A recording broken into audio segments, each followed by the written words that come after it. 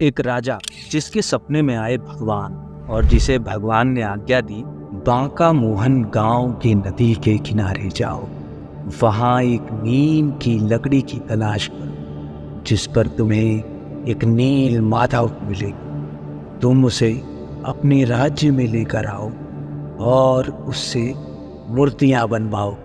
राजा ने वही किया जो भगवान ने उनसे सपने में कहा।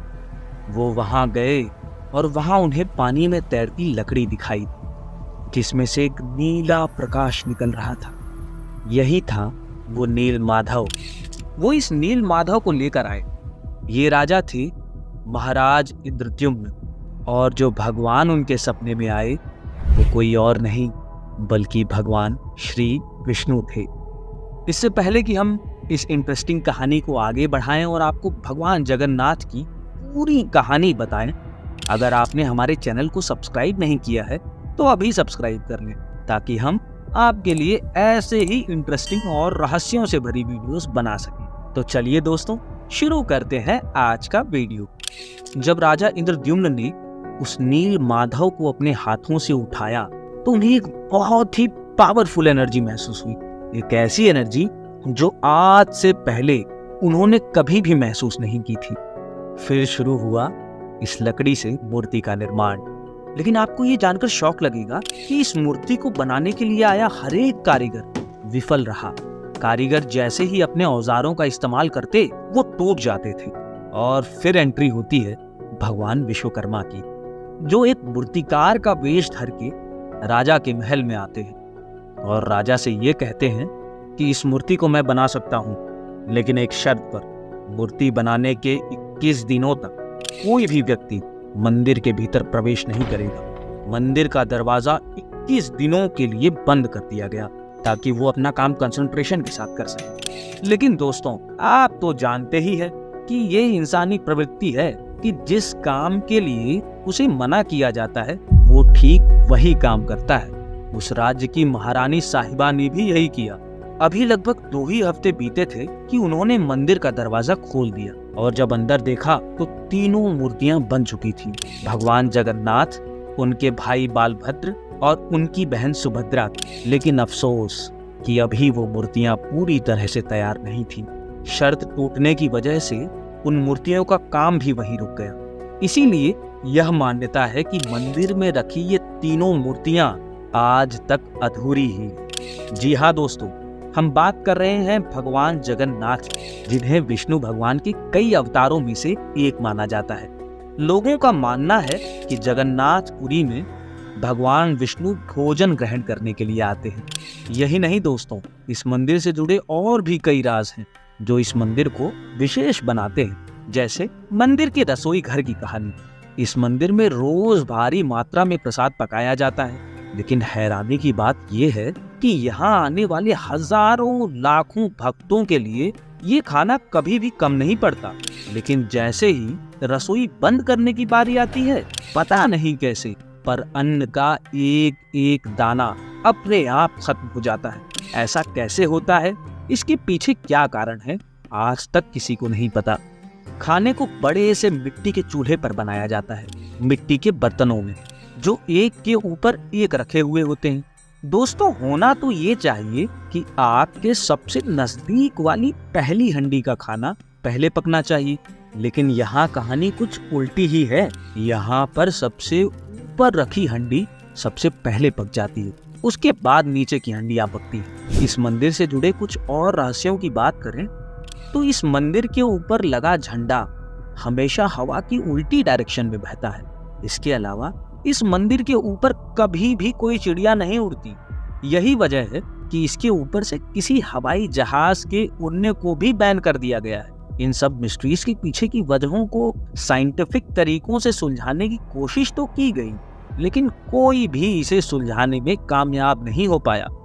इस मंदिर से जुड़ा एक और रहस्य भी है। इसका जुड़ाव मंदिर में निभाई जाने वाली एक प्रथा से है, जो यह है कि हर 12 साल पर इस मंदिर की मूर्ति को बदला जाता है। यानी इन मूर्तियों के बनने में इस्तेमाल की जाने वाली लकड़ी को बदला जाता है और इस तरह पुरानी मूर्तियों को बदलकर नई मूर्तियों को स्थापित किया जाता है। लेकिन इसमें एक बात ध्यान देने वाली ये है कि इस मूर्ति के अंदर एक पदार्थ है जिसे पुरानी मूर्ति में से निकालकर नई मूर्ति में डाला जाता है। इसे कई लोग ब्रह्म पदार्थ कहते हैं। इस प्रथा को इतना सीरियसली फॉलो किया जाता है कि जब मूर्ति को बदलने का दिन आता है तो पूरे शहर की बिजली काट दी जाती है, पूरे शहर में अंधेरा कर दिया जाता है, सीआरपीएफ की पूरी टीम तैनात कर दी जाती है और मंदिर में किसी भी व्यक्ति का प्रवेश वर्जित कर दिया जाता है, बस एक व्यक्ति को छोड़कर, जो कि स्वयं इस मंदिर के मुख्य पुजारी हैं, क्योंकि मुख्य पुजारी ही इस रिचुअल को निभाते हैं। लेकिन ध्यान रहे, इस राज के पीछे की असलियत जानने का अधिकार उन्हें भी नहीं है। जब वे इस प्रथा को निभाते हैं तो उनकी आंखों पर पट्टी बांध दी जाती है और हाथों में बांध दिया जाता है एक मोटा ग्लव्स, ताकि उन्हें भी पता न चले कि आखिर ब्रह्म पदार्थ है क्या। लोगों का मानना है कि अगर किसी व्यक्ति ने इस ब्रह्म पदार्थ को देखा तो उसकी मौत हो जाती है। कुछ पुजारियों से जब बात हुई तो उन्होंने ये बताया कि जब उन्होंने ब्रह्म पदार्थ को अपने हाथों में लिया तो उन्हें असीम ऊर्जा का अनुभव हुआ और ऐसा लगा जैसे उनके हाथों में कोई जीती जागती वस्तु है। कुछ लोग इसे भगवान श्री कृष्ण का जीता जागता धड़कता दिल भी मानते हैं, जो इतना समय बीत जाने पर भी जीवित है। इसके पीछे की कहानी जानने के लिए महाभारत की ओर जाना होगा। महाभारत खत्म हो चुका था। श्री कृष्ण जंगल में विश्राम कर रहे थे। उसी दौरान एक शिकारी का जहरीला तीर उनके पैर में आकर लगा और इस तरह उन्होंने अपनी देह त्यागी। महाभारत के मौसूल पर्व की माने तो अर्जुन ने उनका अंतिम संस्कार किया। उनके शरीर के सारे अंग प्रकृति के 5 तत्वों में विलीन हो गए, लेकिन उनका दिल अभी भी जीवित ही था। इस जीवित दिल को अर्जुन ने एक लकड़ी के टुकड़े पर रखकर नदी में बहा दिया था। माना जाता है कि राजा इंद्रद्युम्न को जो नील माधव मिला था वह यही कृष्ण का दिल था, और यही वजह है कि लोगों का मानना है कि भगवान जगन्नाथ की मूर्ति जीवित है, क्योंकि उसके भीतर श्री कृष्ण का धड़कता दिल है। इस मंदिर की ध्वजा से जुड़ी एक और मान्यता भी है। इस मंदिर के झंडे को रोज शाम को बदला जाता है। अगर ऐसा नहीं किया गया तो मंदिर पूरे 18 सालों के लिए बंद हो जाएगा। दोस्तों, इस मंदिर के इतिहास की बात करें तो इस पर कई हमले हुए। इस्माइल गाजी, फिरोज शाह तुगलक, औरंगजेब और आगे चलकर अंग्रेजों द्वारा इस मंदिर को तोड़ने की कोशिशें की गई। इस पर लगभग 18 बड़े हमले हुए, जिसमें मंदिर और मूर्ति को नुकसान पहुंचाया गया। बहुत बार तो ऐसा हुआ कि भगवान की मूर्ति को बचाने के लिए छुपाना पड़ता था। कभी मूर्ति को जमीन में गाड़ दिया जाता था। उड़ीसा के एक दुष्ट राजा रक्तबाहु ने भगवान के मंदिर को तोड़ने की कोशिश की। इसी वजह से भगवान की मूर्तियों को सोनेपुर गांव के एक गुफा में छुपा दिया गया था, जो यहाँ पर 140 सालों तक छुपा रहा। यही वजह है कि इस मंदिर के भीतर आज भी सनातन धर्म के अलावा किसी व्यक्ति का भीतर जाना वर्जित है। तो ये थी कहानी भगवान जगन्नाथ की। लेकिन भारत में ऐसी और भी जगहें हैं जिनसे जुड़े कई रहस्य आज भी कहीं न कहीं दफन है। हम आपके लिए इन्हीं रहस्यों से जुड़े वीडियोस तैयार करते हैं। अगर आप हमारे चैनल को लाइक और सब्सक्राइब करेंगे तो हमें ऐसे और भी रहस्यों पर वीडियोस बनाने का मोटिवेशन मिलेगा।